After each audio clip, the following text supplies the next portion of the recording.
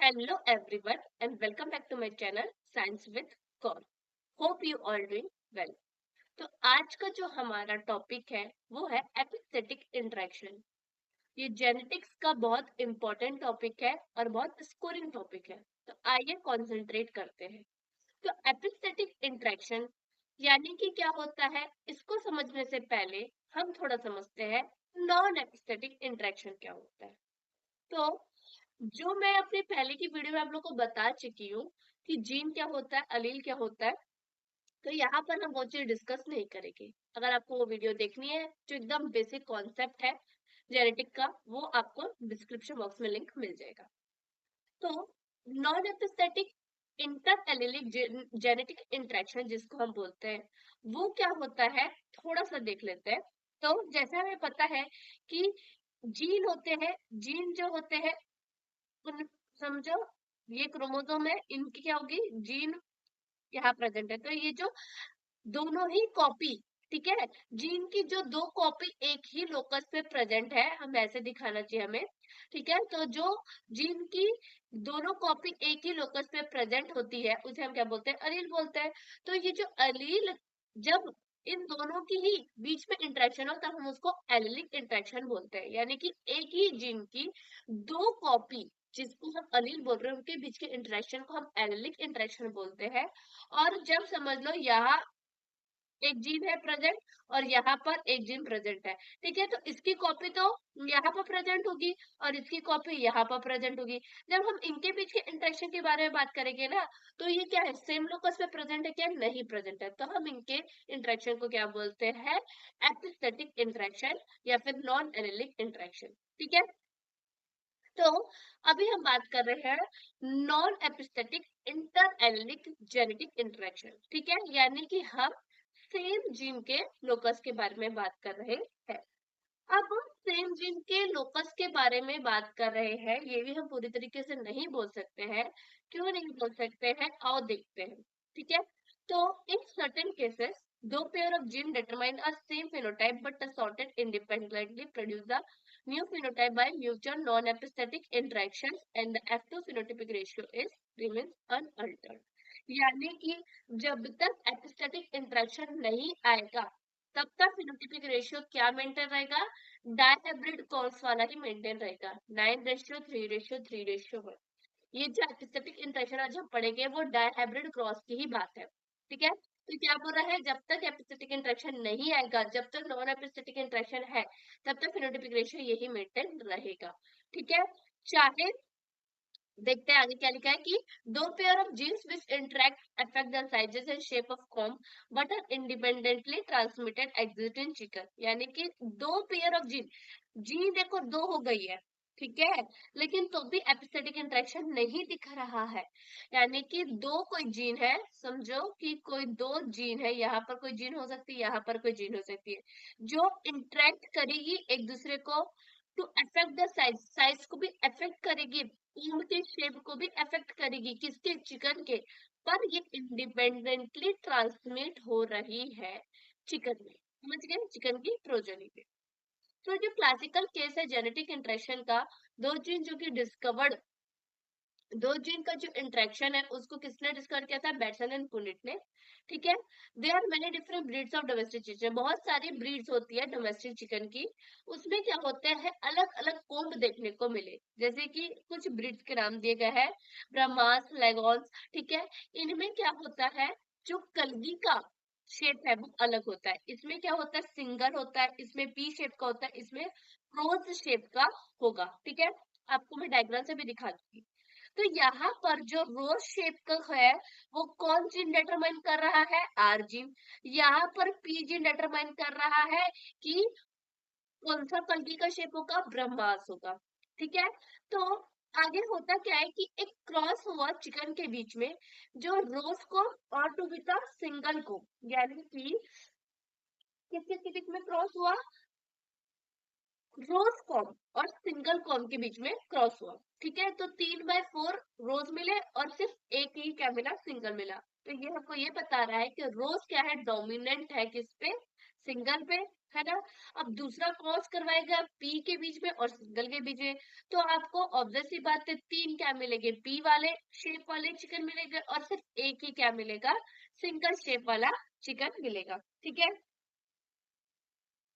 तो यानी कि आरजी अपना क्या है, जब आरजी जब रहता है तब वो अपना डोमिनेंट कैरेक्टर दिखाता है, जब पीजिन रहता है तब अपना डोमिनेंट कैरेक्टर दिखाता है। चलो देख लेते हैं। यहाँ पर आप देख सकते हो, ये आपको क्या किसका दिखा रहा है, रोज शेप दिखा रहा है। ठीक है, ये रोज शेप जैसे दिख रहा है ना कलगी का डिजाइन, ये कैसे एकदम पी के शेप के जैसे। ठीक है, और ब्रह्मास, ये सी वाला जो है वो क्या है, ब्रह्मास, सॉरी, वॉलनट, वेटनट। ठीक है, पी का जो शेप है वो ब्रह्मास का दिखा रहा है कि वो जो पी कल की है वो ब्रह्मास की है। वॉलनट जो हाइब्रिड है वो from cross between chicken with rose and pea combs. और ये देखो, ये जो डी है वो सिंगल है, यानी कि ये जो शेप दिखा रहा है वो रोज का है, ये जो शेप है वो पी का है, और ये जो है वो इन दोनों का क्रॉस से बना है वॉलनट, और ये जो है वो सिंगल यानी कि लेग्रॉस का कॉम्ब शेप है। ठीक है, तो जब क्रॉस करवाया गया रोज कॉम्ड चिकन का, यानी कि इसका जब क्रॉस करवाया गया किसके साथ, तो इसके साथ, तो एफल प्रोजेनी में क्या हुआ, एक डिफरेंट कोम शेप आया जिसे हम बोलते हैं वॉलनट। ठीक है, मेलिन ब्रीड। ठीक है, मेलिन ब्रीड में ये देखने को मिला, जब एफ1 वॉलनट कॉम्ड चिकन वर ब्रीड टुगेदर, और जब हमने एफ1 में की सेल्फिंग करवाई तो एफ2 में सारे चार तरीके के कोम शेप वाले दिखाई दिए। ठीक है, तो देख लीजिए क्रॉस क्या होता है। ठीक है, क्रॉस क्या से होगा, तो आर जी होगा वो डिटरमाइन कर रहा है कौन सा शेप, रो शेप, और पी डिटरमाइन कर रहा है कौन सा शेप, पी शेप। ठीक है, आर किसके लिए रिस्पॉन्सिबल है, यहाँ लिख लेते हैं हम, आर रिस्पॉन्सिबल है रोज शेप के लिए और कैपिटल पी रिस्पॉन्सिबल है पी शेप के लिए। But when both the genes happen to come together in a single individual due to cross between the rose and pea of the chicken, they interact to produce a walnut comb in P1। यानी कि लेकिन हमको पता है कि are अकेला रहेगा तो रोज देगा शेप, और पी अकेला रहेगा तो पी शेप देगा, लेकिन इन दोनों को मिला करके आरपी हो जाएगा तो कौन सा शेप देगा, ये वॉलनट देगा। ठीक है, ये याद रखना। तो ऐसे ही क्रॉस करवाया गया किसके, एक पेरेंट के बीच में जो कि क्या था, रोज शेप का था, और दूसरा पेरेंट जो था वो कैसा था, पी शेप का था। कैसा था, पी शेप का था। तो जब क्रॉस करवाया गया तो कैपिटल आर भी आया और कैपिटल पी भी आया, तो इसकी वजह से कौन सा शेप का बन गया, वॉलनट शेप का बन गया। ठीक है, इसको इरेज कर देते हैं क्योंकि ये वरना दिखाई दे देगा। फिर उसके बाद अब हमने क्या करवाया, इन दोनों के बीच में क्रॉस करवा दिया, यानी कि इनकी सेल्फिंग करवाई, इसकी सेल्फिंग करवाई, तो अब हमको क्या मिलेगा, देखो, एक जगह तो कैपिटल आर आएगा और एक जगह क्या आएगा, कैपिटल पी आएगा, तो जब दोनों ही प्रेजेंट होगा तब कौन सा शेप होगा, वॉलनट शेप का होगा। ठीक है, जो कि 9 देखने को मिलेंगे, और जहां पर सिर्फ और सिर्फ एक ही कैपिटल आर रहेगा वहां पर रेड दिखेगा, 3 हो गया। जहां पर क्या हो जाएगा, स्मॉल आर देखने को मिलेगा, वहां पर हमको कैसा शेप देखने को मिलेगा, कैपिटल पी है तो पी शेप देखने को मिलेगा, ये भी 3 हो गया। और जहां पर दोनों ही क्या रहेंगे, रिसेसिव में रहेंगे, वहां पर हमको कौन सा शेप देखने को मिलेगा, सिंगल शेप देखने को मिलेगा, यानी कि ये हो गया 1। तो यहाँ पर भी अभी भी देख रहे हो आप लोग dihybrid cross phenotypic ratio maintain है, इसी की वजह से हम इसको क्या बोल रहे हैं, नॉन एपिस्टेटिक इंटरेक्शन बोल रहे हैं। दो जीन के बीच में क्या हो रहा है, दो जीन के बीच में इंटरेक्शन तो हो रहा है, लेकिन वो कैसा इंटरेक्शन है, नॉन एपिस्थेटिक इंटरेक्शन है, क्योंकि यहाँ पर हमको चार फिनोटाइप दिख रहे हैं, चार फिनोटाइप दिख रहे हैं, और जो फिनोटाइपिक रेशियो है वो भी मेंटेन है। समझ गए, तो यहाँ पर अगर हम बात करें आगे की कि एपिस्थेटिक इंटरेक्शन फिर क्या होता है, तो एपिस्थेटिक इंटरेक्शन यानी कि जब डायहाइब्रिड प्रोसेस हो गए, ठीक है, एपिस्थेटिक, जब डायहाइब्रिड प्रोसेस में एपिस्थेटिक इंटरेक्शन हमको दिखेगा दो जीन के बीच में, तब चार फिनोटाइप से कम हमको क्या दिखेंगे, एक्सप्रेशन दिखेंगे। यानी कि जो एपिस्थेटिक इंटरेक्शन होता है वो डायहाइब्रिड प्रोसेस के ही एग्जाम्पल है। यहाँ पर क्या होता है, जो 4 फिनोटाइप होगा उससे हमको कम एक्सप्रेशन फिनोटाइप देखने को मिलेगी, ठीक है। और यहाँ पर वेरिएशन आएगा 9:3:1 के रेशियो में, ठीक है। जो एपिस्थेटिक होता है वो ग्रीक वर्ड से लिया गया है, जिसका मतलब कि क्या होता है, स्टैंड अबव या फिर स्टैंडिंग, यानी कि अगर मेरे सामने कोई खड़ा हो जाता है, ठीक है, एक ये लड़की है, अगर ये इसके पीछे कोई खड़ा है, और ये लड़की सबसे आगे खड़ी है, ठीक है, तो इसके जो पीछे खड़ा है वो सब क्या हो जाएगा, छिप जाएगा, हाँ कि नहीं। तो वो ही बोल रहा है कि ये एपिस्थेटिक क्या होता है, एक इफेक्ट ऑफ जीन इंप्रेशन है। वन जीन, एक जीन जो होता है वो मास्क या फिर छुपा देता है, हाइड करवा देता है जो भी दूसरे चीज का इफेक्ट है उसको, यानी कि अपने रिजल्ट से दूसरे जीन के रिजल्ट को हाइड करवा देगा, अपने एक्सप्रेशन को होने देगा और दूसरे चीज के एक्सप्रेशन को नहीं होने देगा, ठीक है। तो एपिस्टेटिस में जो जीन मास्क कर रहा है, यानी कि अपना एक्सप्रेशन होने दे रहा है, दूसरे का एक्सप्रेशन नहीं होने दे रहा है, वो होता है एपिस्टेटिक जीन। और जिस जीन का एक्सप्रेशन नहीं हो पा रहा है, जो छुप जा रहा है, उसे हम बोलते हैं हाइपोस्टैटिक जीन, ठीक है। तो अगर हम देखें कितने तरीके के एपिस्टेटिक इंटरेक्शंस होते हैं, तो मेनली 6 तरीके के होते हैं। पहले हम बात करते हैं डोमिनेंट एपिस्टेटिस की।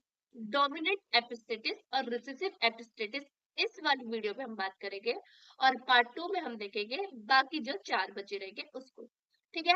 तो डोमिनेंट एपिस्टेटिस जो होगा, यहाँ पर देखो रेशियो में वेरिएशन कुछ इस तरीके का आएगा, कैसे आएगा वो हम आगे देखेंगे, क्रॉस भी करवाएंगे, मॉलिक्यूलर एक्सप्रेशन भी देखेंगे, ठीक है। तो जब दो जीन डोमिनेंट अलील, समझ लो, when out of two gene the dominant allele of one gene marks the activity of allele of another gene and expressed except phenotypically, then A gene locus is said to be epistatic to the B gene locus, ठीक है। यानी कि एक dominant gene दूसरे dominant gene के expression को क्या कर रही है, हाइड कर दे रही है, ठीक है। यानी कि इसका एक्सप्रेशन होगा और इसका एक्सप्रेशन नहीं होगा। तो allele of hapacitic locus or gene B will able to express themselves phenotypically only when gene locus A may contain two recessive allele। तो ये कब एक्सप्रेशन देगा, जब ये इस तरीके में प्रेजेंट होगी तब इसका एक्सप्रेशन देखने को मिलेगा। और इसका एक्सप्रेशन हमको देखने को तब नहीं मिलेगा जब यहाँ पर क्या होगा, आपका कैपिटल ए होगा, भले ही कैपिटल बी भी होगा। समझ लो ये क्या है, ये आपका है रेड कलर के लिए, ये है आपका ब्लू कलर के लिए, अभी एग्जांपल दे रही हूँ। तो अगर ऐसा भी प्रेजेंट होगा तो कौन सा कलर होगा, रेड ही कलर होगा। सिर्फ ऐसा प्रेजेंट होगा तो क्या होगा, ब्लू कलर होगा, ठीक है। ऐसे में भी ब्लू कलर और ऐसे में भी ब्लू कलर, ठीक है। तो आगे चलते हैं और देखते हैं कि एग्जाम्पल इसका हम देख सकते हैं, डोमिनेंट एपिस्टेटिस इन डॉग, ठीक है। जो कलर है कोट का, वो कोट कलर जो है डॉग में वो डिपेंड कर रहा है दो जीन के एक्शन पे। एक gene locus is the dominant epistatic inhibitor allele I of a coat colour pigment. जो अलील आई होता है वो prevent the expression of colour alleles at another independently assorted hypostatic genes. यानी कि यहाँ पर दो जीन के इंटरेक्शन के बारे में बात हो रही है, एक आई जीन और एक हो रही है बी जीन के इंटरेक्शन के बारे में, ठीक है। यहाँ तक पता चल गया। अब जो आई एलील है वो क्या है, मास्क कर रही है किसका एक्सप्रेशन, बी जीन का, तो ये हाइपोस्टेटिक हो गई, ये एपिस्टेटिक हो गई, ठीक है। तो यहाँ पर क्या बोल रहा है कि हाइपोस्टेटिक जीन यानी कि बी और small B and produce white coat colour. The allele of hypostatic gene locus BB or BB expressed only when two recessive alleles occur on the hypostatic locus. That is, BB produce black, capital B किसके लिए है, black के लिए, और small b किसके लिए है, brown के लिए। यानी कि यहाँ पर हम लिख लेते हैं कैपिटल B है ब्राउन के लिए और स्मॉल b किसके लिए है, सॉरी, स्मॉल b है ब्राउन के लिए और कैपिटल B किसके लिए है, ब्लैक के लिए। समझ गए। तो जब आई जब से प्रेजेंट रहेगा तो क्या होगा, इन दोनों का कलर दिखेगा ही नहीं, तब सिर्फ और सिर्फ क्या दिखाई देगा, व्हाइट कलर दिखाई देगा। देखो, जब कैपिटल आई और कैपिटल आई रहेगा तब व्हाइट कलर दिखाई देगा। अब कैपिटल आई इसके साथ भी होगा तो भी व्हाइट कलर, कैपिटल आई इसके साथ होगा तो भी व्हाइट कलर, कैपिटल आई इसके साथ होगा तो भी व्हाइट कलर। ऑब्वियस सी बात है, यहाँ पर ऐसा हो तो भी क्या होगा, व्हाइट कलर ही होगा, क्योंकि कैपिटल आई दिख रहा है और ये डोमिनेंट एपिस्थेटिस की बात हो रही है।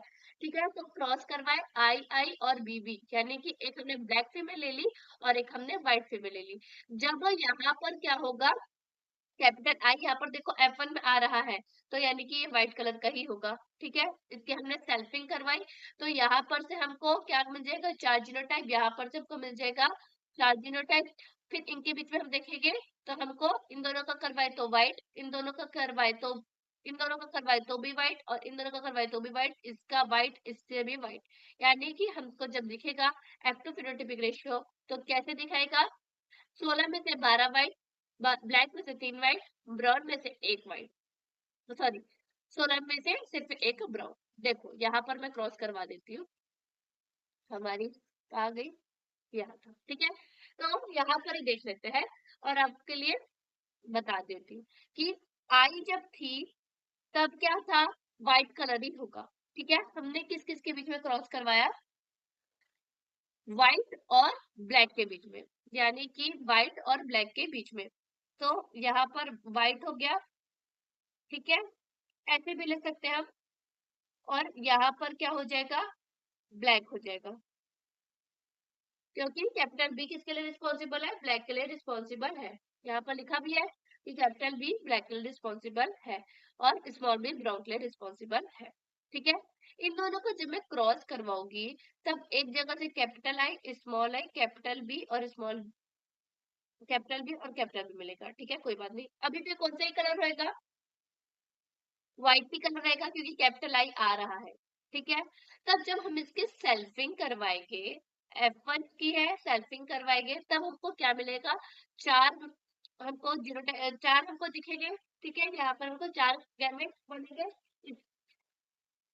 तो कैसे मिलेंगे, अब हमको देख लेते हैं, क्रॉस कराने के बाद क्या मिलेगा, कैपिटल आई की यहाँ पर अब कुछ भी हो जाए, ठीक है, और अगर कैपिटल बी हो यहाँ पर कुछ भी हो तो भी क्या होगा, व्हाइट। कैपिटल आई हो और स्मॉल ये हो, ठीक है, तो भी क्या होगा, व्हाइट। लेकिन अगर अब स्मॉल आई हो, ठीक है, यहाँ पर भी स्मॉल आई और यहाँ पर आपका क्या हो, कैपिटल बी के साथ कुछ भी हो, तो क्या देगा ये, ब्लैक। और अगर समझ लो कि दोनों ही रिसेसिव में हो तब क्या दे देगा, ब्राउन। ऐसे आएगा कि नहीं आएगा, ठीक है। तो यानी कि ये हमारा था 9 3 3 और 1।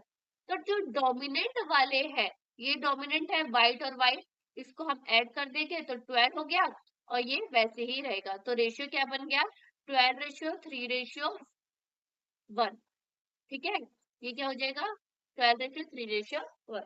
समझ में आया। इस तरीके से यहाँ पर पूरा क्रॉस आपको दिखाया भी गया है कि देखो 9 व्हाइट है, व्हाइट व्हाइट व्हाइट व्हाइट, 4 5 6 7 8 और एक 9 और 10, सॉरी 12 रह गए ना, 11 और 12, क्योंकि 16 में से क्या है, 12 व्हाइट है। ठीक है, ब्लैक कितने हैं, सिर्फ ये और ब्राउन बचा सिर्फ और सिर्फ एक। समझ गए। तो ये होता है डोमिनेंट एपिस्टेटिस का एग्जांपल। एक और डोमिनेंट एपिस्टेटिस का एग्जांपल होता है, वो होता है समर स्क्वैश। ठीक है, समर स्क्वैश यानी कि जो ककड़ी में जो कलर देखने को मिलता है ना, उससे भी हम एग्जांपल देखते हैं डोमिनेंट एपिस्टेटिस का। ठीक है, तो अब हम बात कर लेते हैं रिसेसिव एपिस्टेटिस की।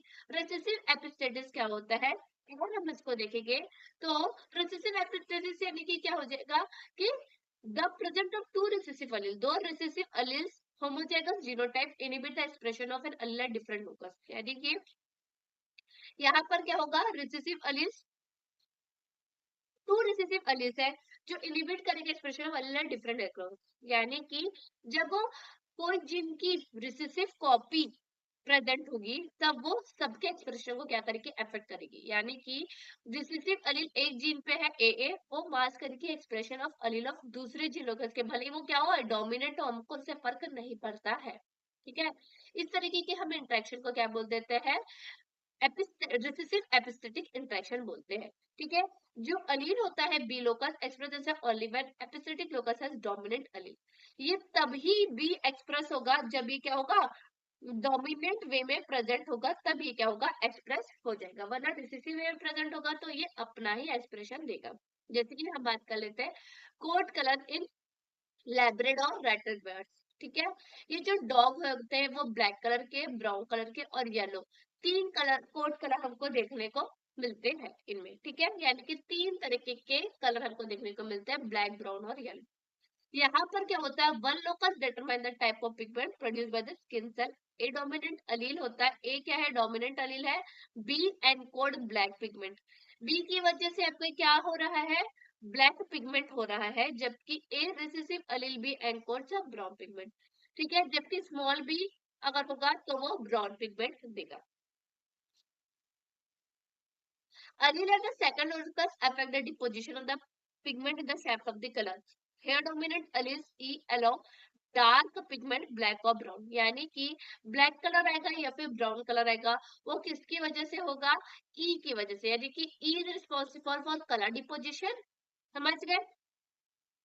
The presence of genotype at E is at the second locus, therefore marks the expression of the black and brown allele at the first locus. In this is measure genotation, allele E is epistatic to B. यानी कि E क्या है आपका, epistatic है capital B के लिए। यानी कि बोल रहा है अगर स्मॉल ई और स्मॉल ई ये आपका कलर डिपोजिशन के लिए रिस्पॉन्सिबल है, और कैपिटल बी जो है वो किसके लिए रिस्पॉन्सिबल है, ब्लैक के लिए, और स्मॉल बी ब्राउन के लिए। ऐसी है। तो अगर इसकी रिसेसिव कॉपी प्रेजेंट होगी, ठीक है, तो दोनों के एक्सप्रेशन को रही है, एपिस्टेटिस कर रही है, यानी कि इनको एक्सप्रेसिव होती नहीं देगी। ठीक है। यहाँ पर ये बस एक डोमिनेंट अलील के बारे में बता रहा है, और डोमिनेंट अलील भी एक डोमिनेंट अलील है बी, जो एनकोड कर रहा है ब्लैक पिगमेंट, जबकि रिसेसिव अलील भी एनकोड कर रहा है ब्राउन पिगमेंट। ठीक है। जो अलील होगा दूसरे लोकस पे वो अफेक्ट कर रहा है deposition of the pigment in the shape of the colour. इस देख लेते हैं, यहाँ पर आपको समझा देती हूँ। देखो यहाँ पर बोल रहा है लोकस है, दो हम क्रोमोसोम बना लेते हैं। ठीक है।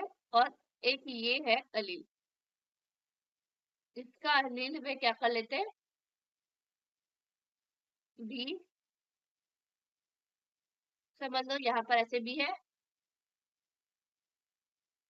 और ये स्मॉल बी है, इस तरफ क्या है, स्मॉल बी है। ठीक है। और एक और क्या होगा, जीन होगा प्रेजेंट, एक और जीन प्रेजेंट होगा। ठीक है। यहाँ पर देख लेते हैं, समझ लो यहाँ पर ये वो दो जीन के बारे में बात हो रही है ना, होप आप लोग को दिख रहा होगा। ठीक है। यहाँ पर आपकी जो जीन के बारे में बात हो रही है वो हो रही है कैपिटल ई, कैपिटल ई, यहाँ पर भी कैपिटल ई समझ लो, और यहाँ पर भी कैपिटल ई समझ लो। ठीक है। तो इन दोनों जीन के बीच के इंटरेक्शन के बारे में बात हो रही है। तो एक्चुअल में बोल क्या रहे हैं कि अगर कैपिटल बी है तो ब्लैक है, स्मॉल बी है तो ब्राउन है, और ई डिपोजिशन के लिए रिस्पॉन्सिबल है, colour deposition, deposition of colour. ठीक है।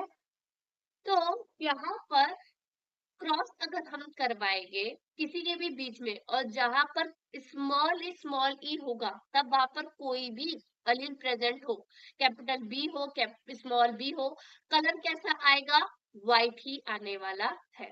ठीक है। तो देख ले क्या होगा अगर हम क्रॉस करवा दे। ठीक है। तो इस एग्जाम्पल में अलीलिक ई एपिस्थेटिक है बी के ऊपर, और बी क्या है, स्मॉल बी के ऊपर भी ई क्या है, एपिस्थेटिक है। तो ई जो हो रहा है वो एक्सप्रेशन, यानी कि किसके एक्सप्रेशन को छिपा रहा है, ब्लैक और ब्राउन के। Allele B and B are hypostatic to E, और इसीलिए हम बोल सकते हैं कि स्मॉल ई जो है वो एपिस्थेटिक, मतलब एपिस्थेटिक जीन है, और कैपिटल बी और स्मॉल बी कैसा जीन है, हाइपोस्टेटिक जीन है, क्योंकि उसके एक्सप्रेशन को कौन छिपा दे रहा है, स्मॉल ई छुपा दे रहा है। ठीक है। तो आगे क्या लिखा है इस केस में E is recessive epistatic arrange because the two copy of E must be present to mark the expression of black and brown pigment.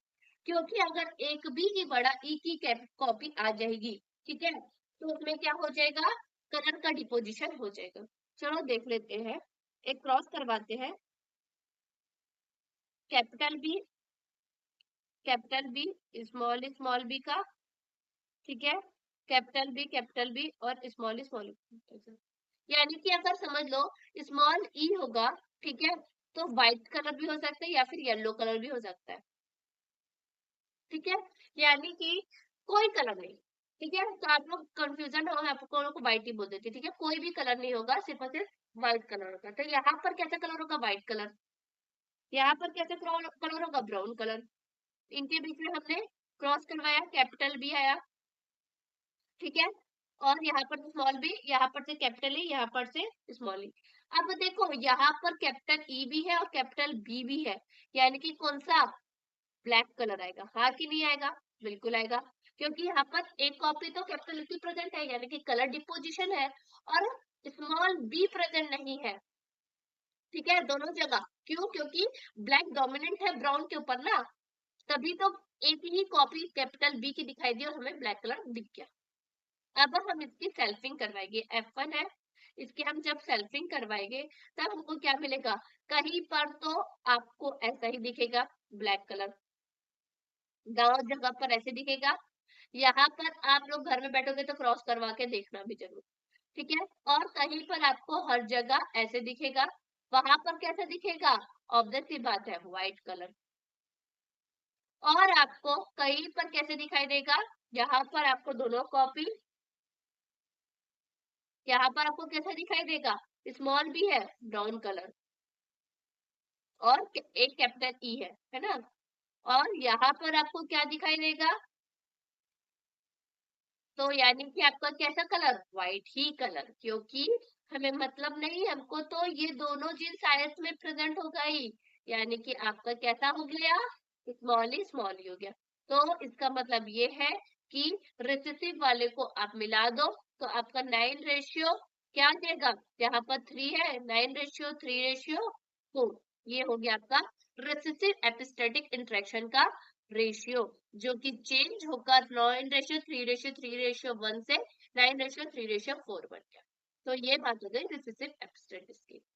अगर आप लोग को वीडियो पसंद आई हो तो लाइक और सब्सक्राइब करना मत भूलिएगा। Thank you.